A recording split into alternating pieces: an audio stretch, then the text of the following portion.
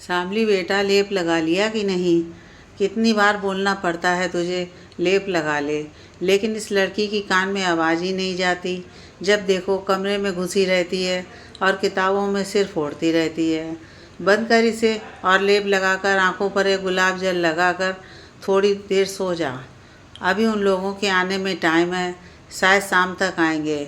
ये सुधा जी हैं, शामली की माँ, जो एक सीधी सादी घरेलू महिला है।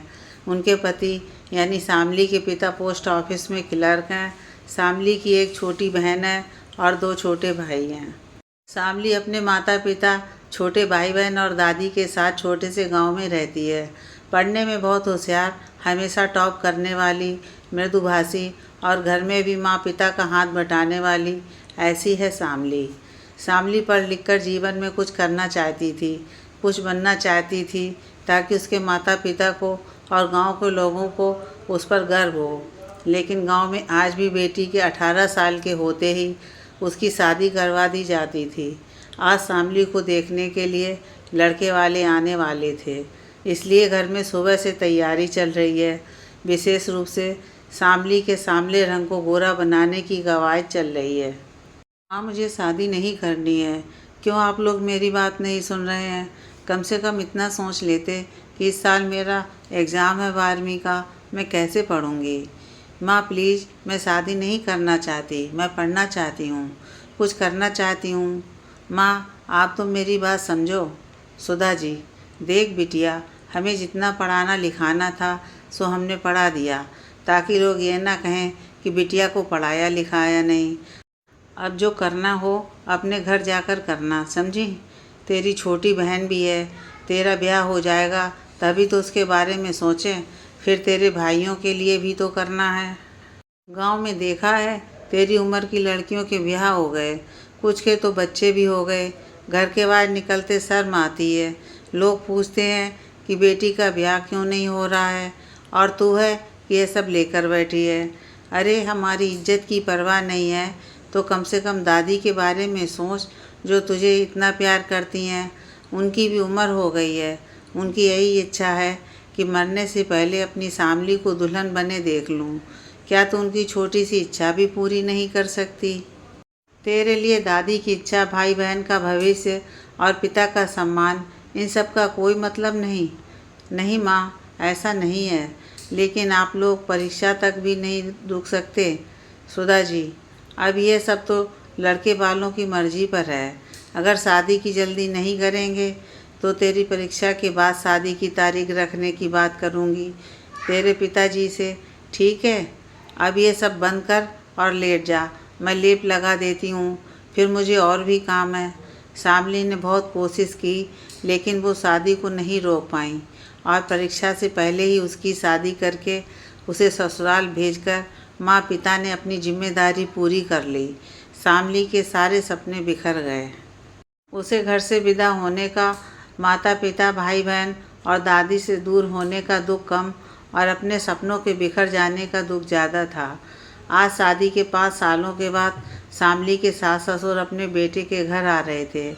शामली के पति पढ़े लिखे, खुले विचारों वाले व्यक्ति थे और सास ससुर पुराने रीत रिवाज और परंपराओं को मानने वाले।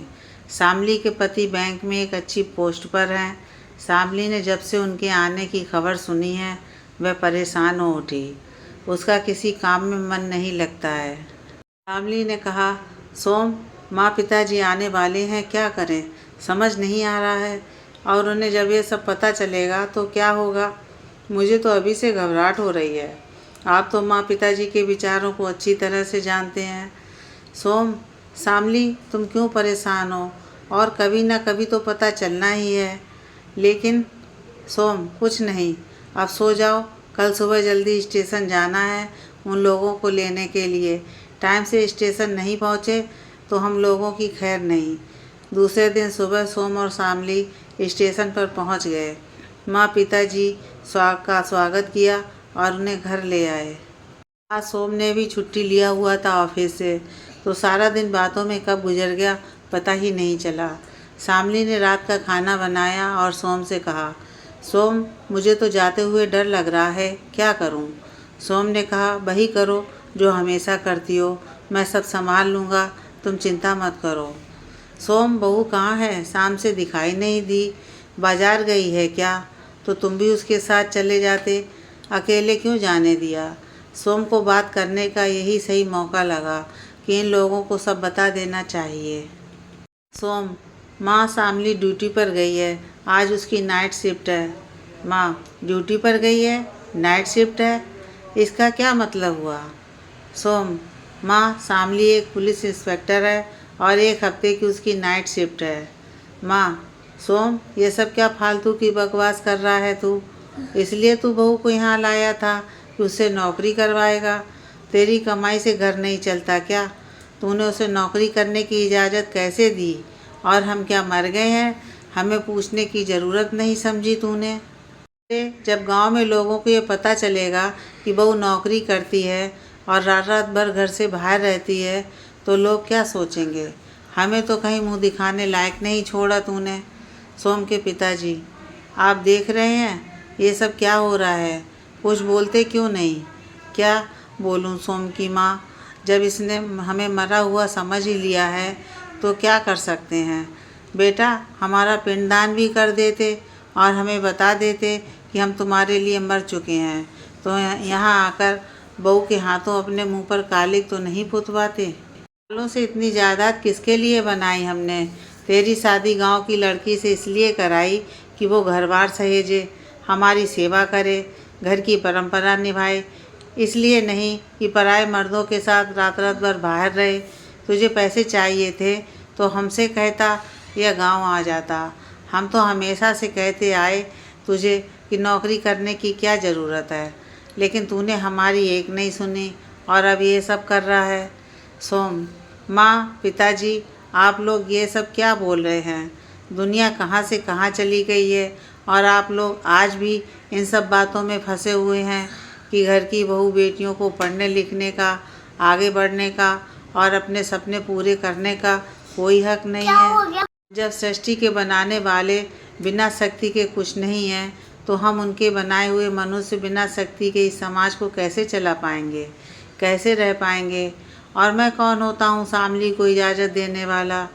माँ, क्यों, ये कौन सी बात है? तेरा ब्याह हुआ है उससे, जो तू चाहेगा वही उसे करना होगा, समझा? सदियों से यही होता आया है, ब्याह के पहले जो चाहे करे, लेकिन ब्याह के बाद तेरी मर्जी के बिना वो खाना भी नहीं खा सकती। सोम, गलत कह रही हैं माँ आप। माँ, क्या गलत कह रही हूँ?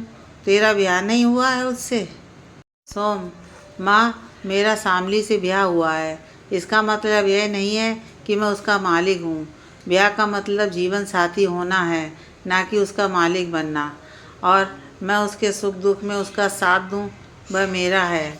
यदि मैं अपनी मर्जी से अपना जीवन जी सकता हूँ तो शामली को भी पूरा अधिकार है अपना जीवन अपनी मर्जी से जीने का। शादी के पहले ही जब मैं शामली से मिलने गया तो शामली ने मुझे बता दिया था कि वह पढ़ना चाहती है, जीवन में कुछ करना चाहती है, लेकिन उसके माता पिता ज़बरदस्ती उसकी शादी करवा रहे हैं। तभी मैंने सोच लिया था कि शामली के सपनों को पूरा करने में मैं उसकी मदद ज़रूर करूँगा, और मैंने शामली से ये वादा भी किया था। पिताजी, शामली बहुत ही होनहार है, बस उसे हम सबके साथ की ज़रूरत है। एक दिन आप लोगों को ज़रूर उस पर गर्व होगा। गर्व होगा कि नहीं ये तो पता नहीं, लेकिन शर्मिंदगी ज़रूर हो रही है कि हमने तुझ जैसी औलाद के लिए इतनी मन्नतें मांगी। इससे तो अच्छा भगवान हमें औलाद ही नहीं देता, कम से कम इज्जत से तो मर सकते। अब तक लोगों के यही सवाल थे कि लड़के के ब्याह को सालों हो गए, कोई शुभ समाचार नहीं, लेकिन अब इस बात का पता चलेगा तो लोग हमारे दरवाजे पर आएंगे।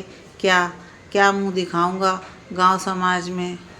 माँ, पिताजी, आप लोग ये किस तरह के विचारों में उलझे हैं? आज दुनिया में लड़कियों ने क्या क्या मुकाम नहीं हासिल किया।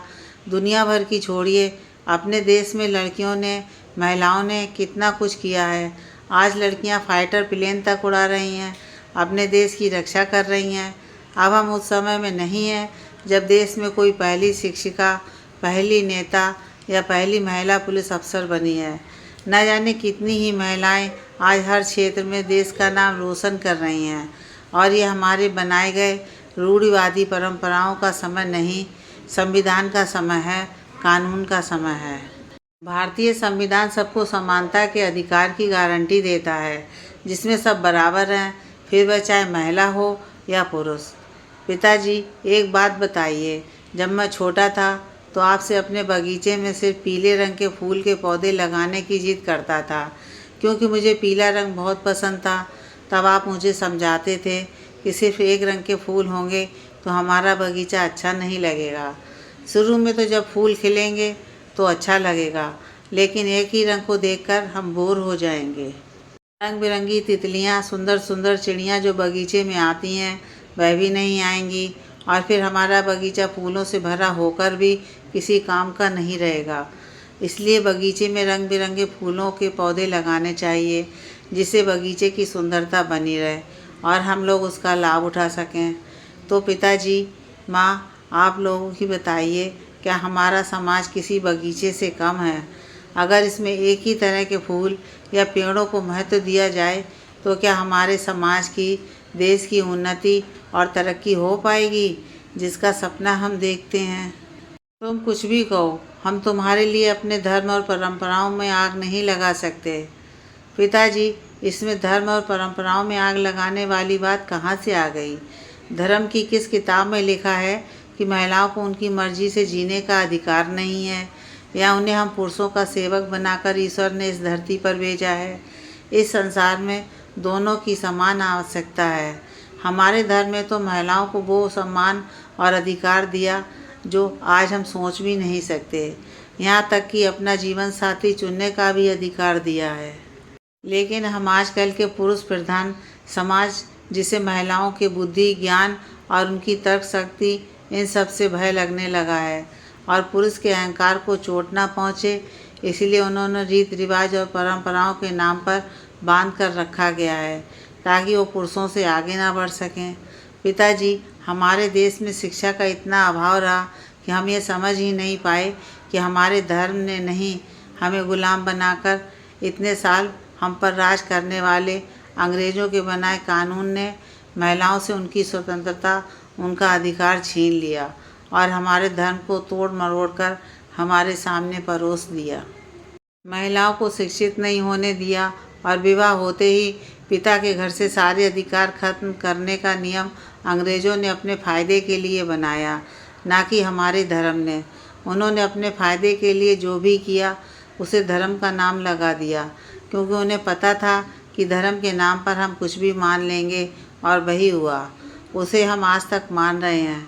हमारे धर्म ने तो ये भी लिखा है कि महिलाओं का सम्मान करें, वह लक्ष्मी, सरस्वती और माँ शक्ति का रूप हैं। तो फिर महिलाओं के खिलाफ आपराधिक मामले क्यों बढ़ते जा रहे हैं? अपराध करते समय धर्म की याद नहीं आती? जब महिलाओं ने अपने सम्मान की रक्षा खुद करनी चाहिए और जीवन में आगे बढ़ना चाहा, तो संस्कार और धर्म की याद आ गई। लड़के कितना भी गलत काम कर लें, हम उन्हें माफ़ कर देते हैं या नज़रअंदाज कर देते हैं। वही अगर कोई लड़की हंसकर बात कर ले तो हमारी इज्जत चली जाती है, हम उसे चरित्रहीन होने का खिताब दे देते हैं। मुझे तो आज तक समझ नहीं आया कि कोई अकेला कैसे चरित्रहीन हो सकता है। अगर है तो दोनों हैं, वरना कोई नहीं। पिताजी, हमें भी समाज रूपी इस बगीचे में सभी फूलों को लगाना होगा, तभी हमारा बगीचा सुंदर और गुणकारी होगा और आने वाली पीढ़ियों के अच्छे व्यक्तित्व निर्माण में मदद मिलेगी।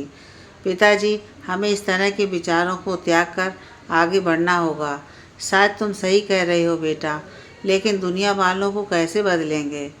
सोम: पिताजी, आपको दुनिया वालों को नहीं, सिर्फ स्वयं को बदलने की आवश्यकता है। दुनिया अपने आप बदल जाएगी। पिताजी, हमारे विचारों की यह लड़ाई तो चलती रहेगी, लेकिन खाना खाने का समय हो गया है। चलिए खाना खा लीजिए। सोम ने खाना गर्म किया और माँ, पिताजी और अपने लिए प्लेट लगाई। सब खाना खा रहे थे। तभी सोम के फ़ोन पर एक मैसेज आया। सोम ने मैसेज देखा और मुस्कुराने लगा। सोम को देखकर उसकी माँ ने पूछा, क्या बात है सोम, इतना खुश किस बात से है? खुशी की तो कोई बात हो नहीं रही है, बल्कि उल्टे हमारा तो डूब मरने को जी चाह रहा है। माँ, पिताजी, मैंने कहा था ना एक दिन आप लोगों को शामली पर गर्व होगा। वह दिन आज है। शामली का मैसेज था, उसने आईएएस का एग्ज़ाम पास कर लिया है। आपकी बहू अब आईएएस ऑफिसर बन गई है पिताजी। माँ को इस बात से कोई खुशी नहीं हुई। उन्हें देखकर तो फिलहाल ऐसा ही लगा, लेकिन पिताजी के चेहरे पर ज़रूर मुस्कान आ गई और बोले, शामली की ड्यूटी कितने बजे ख़त्म होती है?